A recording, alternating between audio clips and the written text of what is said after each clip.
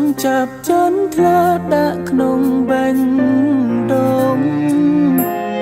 គេនៅខ្ពស់សែនឆ្ងាយ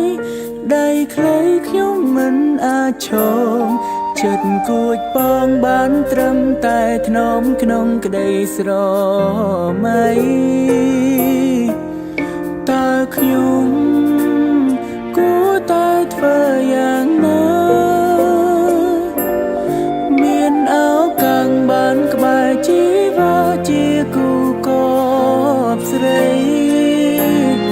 ឬខ្ញុំគ្មានសំណាងបានត្រឹមតែលួចមើលស្រីគយគុណបងភាំងស្រងចរណៃក៏មានក្តីសុខគេជាទេពយុរាចំណែកឲ្យខ្ញុំត្រឹមជាកូនចាប់ហេតុអ្វីខ្ញុំដាច់ដាបតោងទានមានលួចស្រឡាញ់គេជាកូនមន្ត្រីចំណែកឲ្យខ្ញុំរៀបសាមញ្ញទេហើយអ្វីស្នេហ៍គេត្រឹមសត្វចន្លេនដែលលួចស្នេហ៍ច័ន្ទ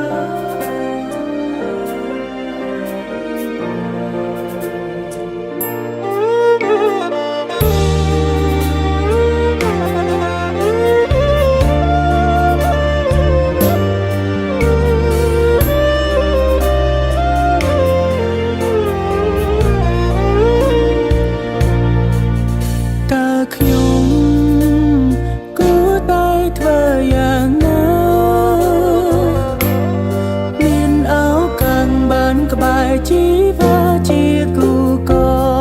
បស្រីឬខ្ញុំគ្មានសំណាងបានត្រឹមតែលួចមើលស្រីគយគុណបងភាំងស្រងចរណៃក៏មានក្តីសុខគេជាទេពយុរាចំណែកឲ្យខ្ញុំត្រឹមជាកូនចាប់តោងទានមានលួចស្រឡាញ់គេគេជាកូនមន្ត្រីចំណែកឲ្យខ្ញុំរៀបសាមញ្ញទេហើយអ្វីស្នេហ៍គេត្រឹមសត្វចន្លេនដែលលួចស្នេហ៍ច័ន្ទ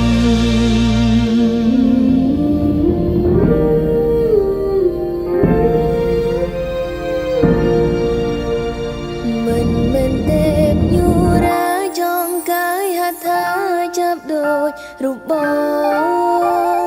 ផ្អែកស្មើនួនអូនអូនមានសេចក្តីសុខលែងទេទោះជាកូនមន្ត្រីក៏កើតមកជាមនុស្សដូចគ្នាដែរសូមចិត្តនេះមេ